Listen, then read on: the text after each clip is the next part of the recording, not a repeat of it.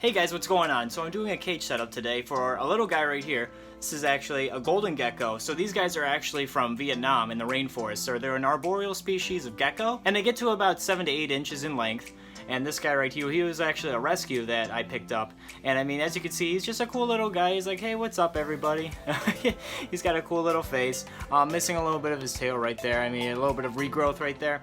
But I mean, he's even waving right now. He's like, what's up, everybody? But I mean, normally they're really like not something you like really handle that much, like a crested or something like that. They kind of run away pretty quickly. They're pretty fast. So, but right now, this guy's pretty chill actually. And they're more like an eye candy animal per se. This guy right now, I mean, he's pretty cooperative, and I mean, that's really good for the camera. What we're going to be doing today is we're going to be setting up a 20 long tank for him. It's going to be a tank that would match the native region that he's in. So like I said, the rainforest of Vietnam. And have a cage where I can also view him pretty easily as well. So it's also going to be bioactive. What bioactive is it's actually a tank that constantly cleans itself naturally, in a sense, and very limited maintenance needed.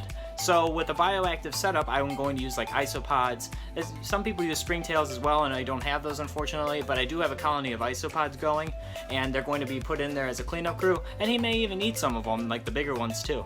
But they'll constantly grow, and they'll constantly keep throwing them in there, just to kind of have something so they kind of eat the waste, kind of eat the mold that grows. Now they also, with this species being in the rainforest, they like high humidity in the 90% region. So I'm going to also have to make this something where it holds a lot of moisture, as well as something easy that I can miss. So I have a screen top that I can actually essentially just squirt through the screen and call it a day. Like I said, they're pretty comparable to a crested gecko.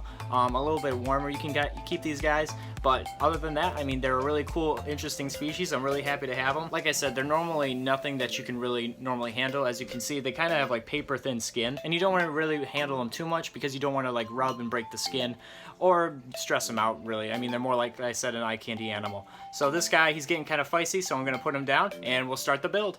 All right, little buddy, here you go. Bloop. Keep him in there while we build, and he will be a-okay.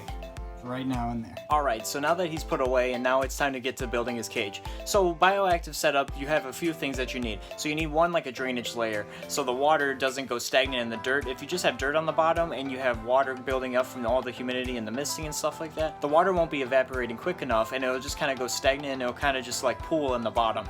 And if that happens, then you're going to have soil that's not going to be able to dry out, which gets moldy and fungus will build up, and it's just going to be a bad situation. Obviously, you're going to have some fungus build up in your cage, and that'll be okay if you have cleaners. Otherwise, you want to clean the cage pretty regularly. You still do want to clean the cage, but when you have the cleaners like the springtails and the isopods helping you out, it saves you a whole bunch of times. It really limits the work, and it really makes it more natural, and that's what you want overall, is a natural setup. So to start off, you have to start with a drainage layer. And some people do this a little bit differently, but I've seen it done with clay balls.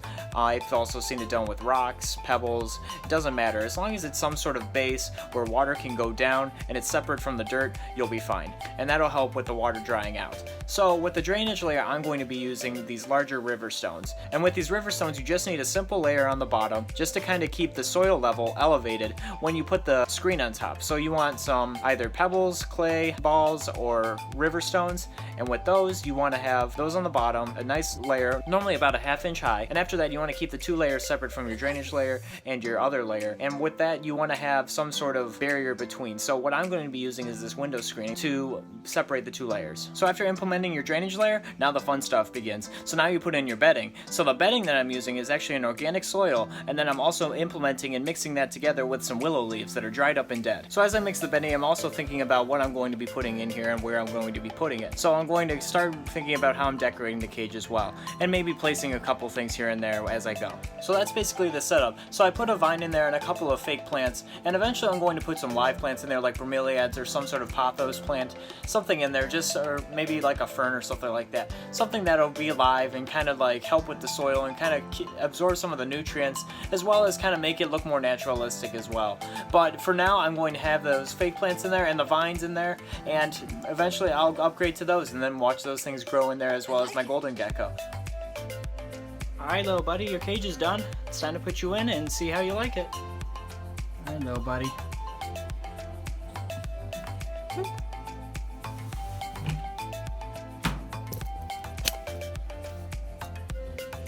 And there he is.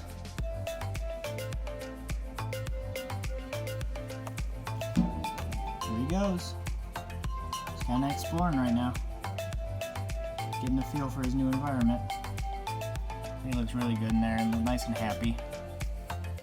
And as you can see, the barrier is camouflaged in with the dirt. And all the rocks down here are completely, for the most part, not battered with dirt.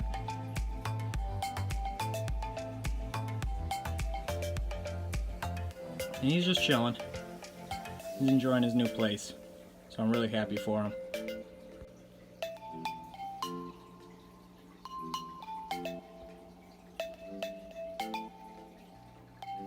And that's the setup basically. As you can see right there, it's all natural looking. I mean, like I said earlier, I'm going to put some probably natural plants in there eventually, but for now I think that'll do. It was just an overall great build, and I hope you guys enjoyed it. Let me know down below what you guys would want to see later on in other videos, and what you guys thought of this build as well. I hope you guys enjoyed today, and if you haven't already, can you like this video and also subscribe to the channel? I would really appreciate it. And you can also look me up on social media on either Twitter at NJP Exotics, or on Instagram at NJP Exotics, and on Facebook at Nick Pulaski. Like my page. So until next time, see you guys.